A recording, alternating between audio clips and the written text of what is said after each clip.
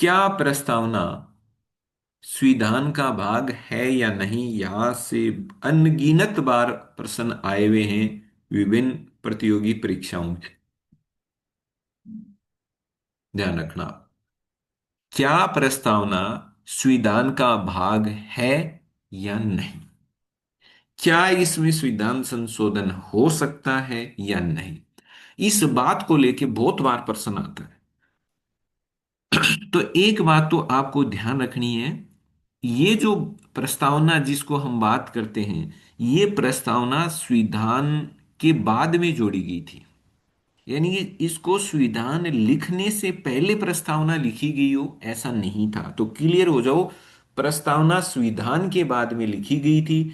और जब संविधान को अंतिम रूप दिया गया 26 नवंबर 1949 को, जब संविधान को अंगीकृत किया गया, जब उसको स्वीकार किया गया, तभी प्रस्तावना को भी स्वीकार कर लिया गया था। लेकिन प्रस्तावना संविधान से पहले नहीं बनी थी। संविधान निर्माताओं ने ऐसा नहीं किया कि पहले प्रस्तावना तैयार कर लेते हैं जिससे कि हमारे सामने स्पष्ट हो जाए कि हमें कैसा संविधान चाहिए, ऐसा नहीं था। प्रस्तावना से पहले तो उद्देश्य प्रस्ताव आया था, फिर उसी उद्देश्य प्रस्ताव को चेंज वेंज करके, थोड़ा परिवर्तन करके, काट छांट करके उसको किसका रूप दिया गया, प्रस्तावना का।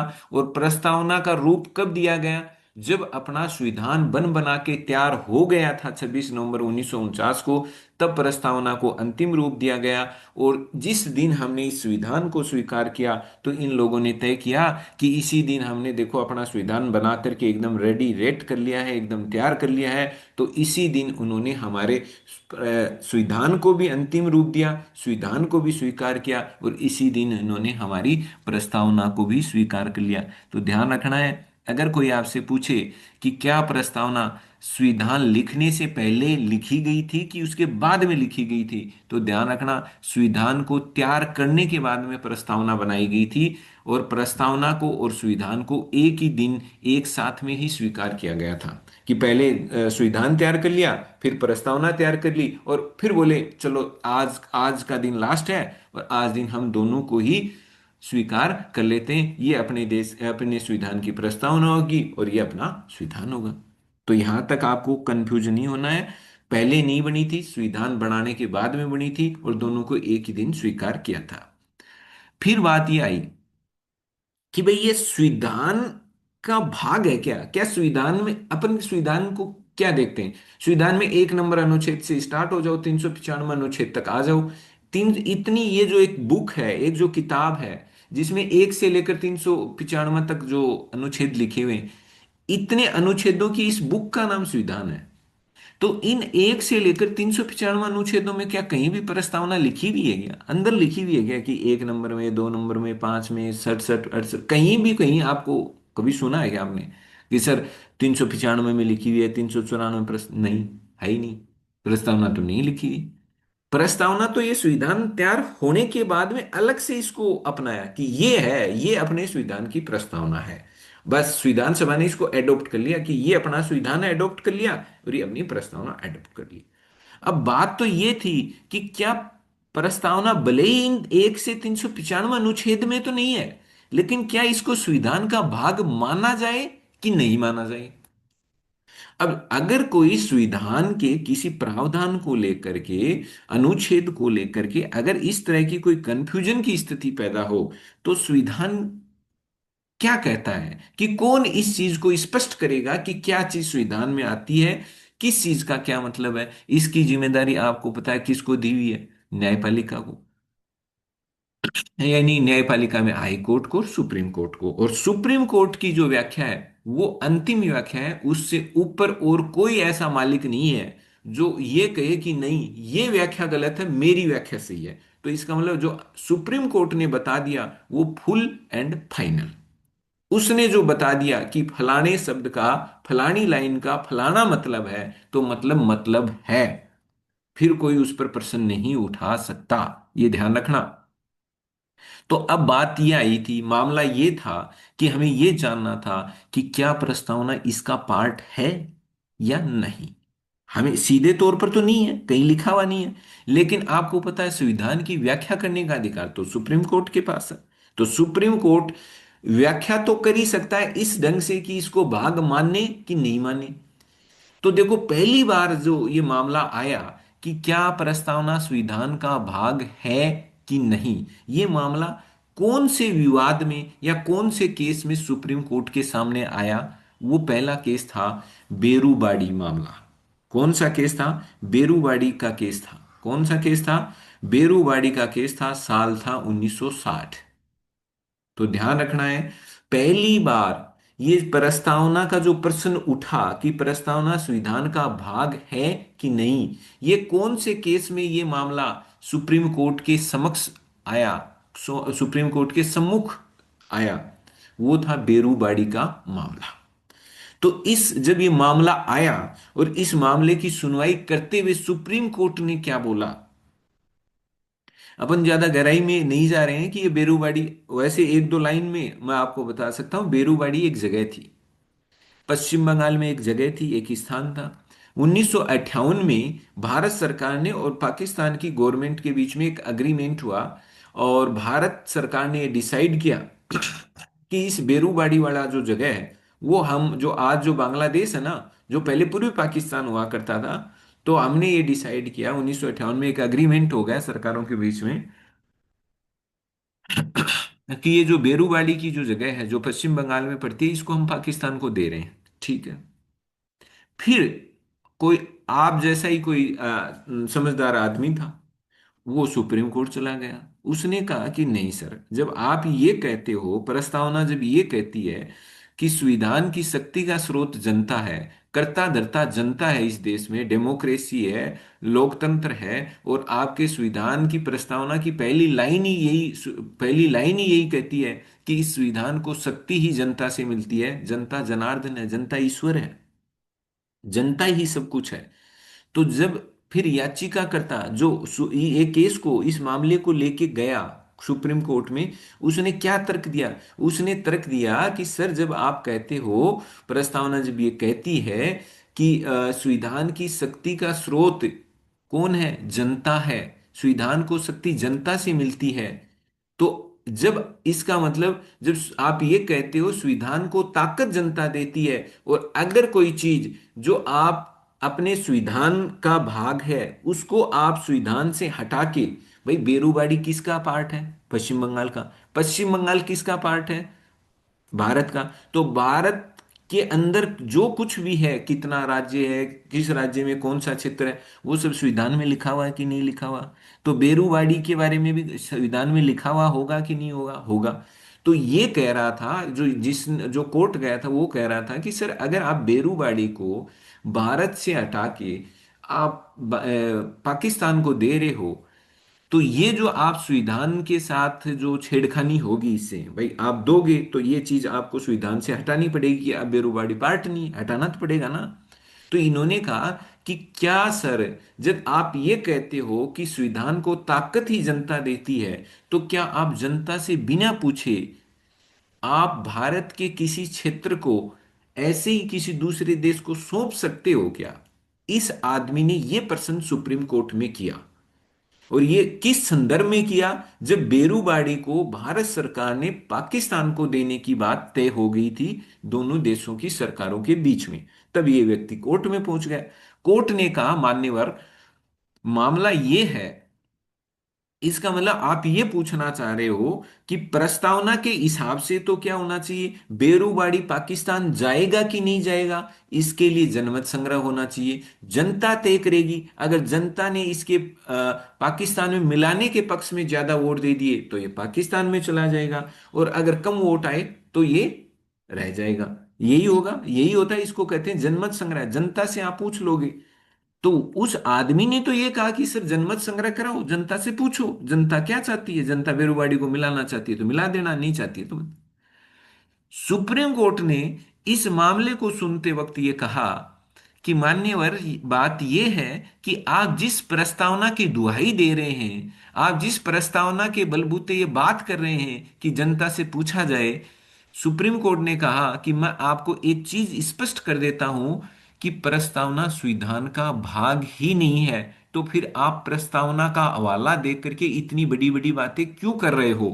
क्यों कह रहे हो कि हम आपसे जनमत संग्रह से पूछें? क्यों सुप्रीम कोर्ट ने इस केस में स्पष्ट कर दिया कि प्रस्तावना भाग ही नहीं है किसका, संविधान का। जब संविधान का भाग ही नहीं है, तो कोई आदमी ये कैसे कह सकता है कि जो प्रस्तावना में दिया हुआ है उसके अनुसार आप चीजों को करिए? क्योंकि सुप्रीम कोर्ट ने तो स्पष्ट कर दिया ये संविधान का पार्ट ही नहीं है, जबकि देश किससे चलता है, संविधान से चलता है। तो अब कोई ये दुहाई कैसे दे सकता है कि प्रस्तावना में कहा हुआ है कि जनता जनार्दन है, तो जनता से पूछना पड़ेगा। उन्होंने कहा जब भाग ही नहीं है तो बात ही खत्म हो गई। तो इसका मतलब बेरूबाड़ी दिया जा सकता है। इसका मतलब क्या हुआ, बेरूबाड़ी किसको दिया जा सकता है, बिना जनमत संग्रह के भी बेरूबाड़ी किसको दिया जा सकता है, पाकिस्तान को दिया जा सकता है। और ये बेरूबाड़ी फिर किस में चला गया था, पाकिस्तान में मिला दिया गया था, पाकिस्तान को दे दिया गया था। तो बेरूबाड़ी केस से एक बात निकल के आ गई। अब आपके आ जाएगा कि निम्नलिखित में से किस केस में, किस मामले में ये कहा था कि प्रस्तावना संविधान का भाग नहीं है। तो याद कर लेना, 1960 का मामला है, बेरूबाड़ी का मामला, जिसमें उन्होंने ये कह दिया था कि ये प्रस्तावना संविधान का भाग नहीं है। लेकिन लेकिन साथ में एक लाइन और भी उन्होंने बोली थी, भाग तो नहीं है लेकिन ये हमारा बड़ा ही मददगार हिस्सा है। ये एक वो हिस्सा है जो संविधान की जो अस्पष्ट व्याख्याएं हैं, अगर कहीं भी सुप्रीम कोर्ट को लगता है कहीं भी चीजें डाउटेबल हैं, कहीं पर लगता है अस्पष्टता है, चीजें क्लियर कट नहीं हो रही, तो सुप्रीम कोर्ट ने माना उसमें हम प्रस्तावना की ही हेल्प लेते हैं। और प्रस्तावना में दिए गए आदर्शों के हिसाब से, प्रस्तावना में दी गई सोच के हिसाब से, जो आदर्श हैं, जो मूल्य हैं, जो उसके पीछे संविधान निर्माताओं की जो सोच है, जो भावनाएं हैं, उन भावनाओं को ही देख करके हम संविधान की अस्पष्ट भागों की स्पष्ट व्याख्याएं करते हैं। ये बात किस में कही जा रही है, बेरूबाड़ी में, ध्यान रख लेना। बेरूबाड़ी में एक बात आपको पक्की याद करनी है, और तो चाहे भले ही भूल जाना, एक बात याद कर लेना कि संविधान का भाग नहीं है, प्रस्तावना संविधान का भाग नहीं है, सबसे पहले बेरूबाड़ी में मना कर दिया। फिर आया केशवानंद केस। मैंने ये कहा था ना, ये केशवानंद केस भारत के जो न्यायिक निर्णय है, भारतीय न्यायपालिका के न्यायिक निर्णयों में ये एक मील का पत्थर है, सबसे महत्वपूर्ण। अगर जो केस है भारत में जितने भी हुए हैं जिसमें बहुत ही महत्वपूर्ण डिसीजन आए हैं, जिन्होंने पूरा सिस्टम ही बदल के रख दिया, एक नई ही मतलब चीजें इन्होंने उत्पन्न कर दी थी, तो ऐसे ही महत्वपूर्ण केसों में से एक केस माना जाता है केशवानंद केस। अगर आप जुडिशियरी पढ़ रहे हो, न्यायपालिका पढ़ रहे हो, तो केशवानंद केस तो पक्का ही आता है। तो केशवानंद केस वही 1973 वाला केशवानंद केस था। तो इस केस में भी सुप्रीम कोर्ट ने सुनवाई कर रहा था वो, और मामला यही था कि भाई क्या संसद को संविधान के सभी हिस्सों में संशोधन की ताकत है कि नहीं है? क्या संसद संविधान के जो भी हिस्से में जहां उसको लगे उसको चेंज कर सकती है क्या, तोड़ मरोड़ कर सकती है क्या, इधर उधर कर सकती है क्या, घटा बढ़ा सकती है क्या?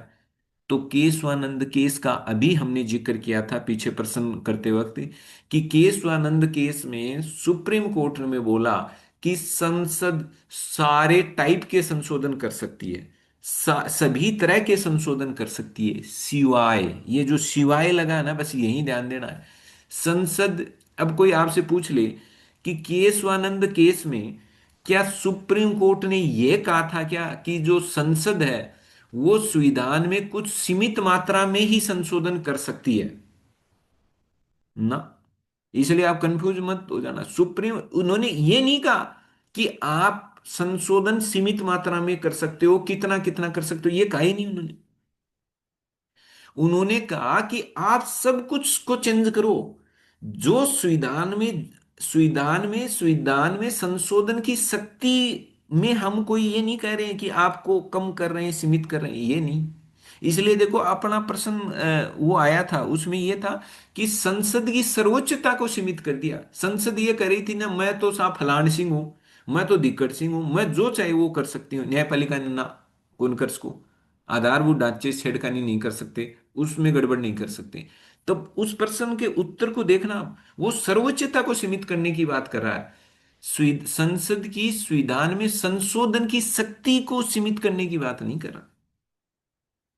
डायरेक्टली नहीं बोला इन्होंने, डायरेक्टली ये नहीं कहा कि आप संविधान में संशोधन कम कर सकते हो, या आप में आपके संविधान में संशोधन करने की एक फिक्स सीमा है, ऐसा नहीं कहा। इन्होंने कहा आपको जो संशोधन करना करो, हमारी क्या है, बस, बस या सिवाय किसको, आधारभूत ढांचे को। बस आप इतना ख्याल रख लेना कि संशोधन जो करना है वो कर लो, बस आधारभूत ढांचे के साथ में खिलवाड़ नहीं करनी है। तो इसका मतलब केशवानंद केस ने संसद को सीमाओं में रख दिया। बात क्लियर होगी। लेकिन ये नहीं कहा कि संविधान में संशोधन की शक्ति सीमित है। डायरेक्टली नहीं बोला, इनडायरेक्टली बोला है। डायरेक्टली नहीं बोला, डायरेक्टली ये थोड़ी कहा कि आपकी संविधान की शक्ति सीमित है। नहीं नहीं नहीं, इसने कहा नहीं नहीं, संविधान की शक्ति आपकी असीमित है, कोई दिक्कत नहीं। लेकिन जब जैसे ही वो लेकिन आया ना, तो संसद की कार्यपालिका गड़बड़ होगी यार, ये तो न्यायपालिका ने तो मतलब चौका लगा दिया भाई, हम तो गए काम से। लेकिन वही आधारभूत ढांचा, तो भले ही उसने सीधे संविधान संशोधन की शक्ति को सीमित नहीं किया हो, लेकिन अप्रत्यक्ष रूप से तो उन्होंने संविधान में संशोधन की शक्ति को सीमित कर ही दिया था। साथ ही साथ इसी केशवानंद केस में फैसला देते वक्त कोर्ट ने कहा, सुप्रीम कोर्ट ने कहा कि प्रस्तावना संविधान का भाग है। तो ध्यान रखना, आपके आ गया कि कौन से केस में सुप्रीम कोर्ट ने माना था कि प्रस्तावना संविधान का भाग है। तो ध्यान रखना, केशवानंद केस। तो दो केस हो गए। बेरूबाड़ी में तो मना किया, केशवानंद में हां भरी। बेरूबाड़ी में मना किया, केशवानंद में हां भरी। तो कई बार तो ये हां भरने वाला पर्सन आ जाता है और कई बार ना करने वाला आ जाता है, तो दोनों को आपको याद रख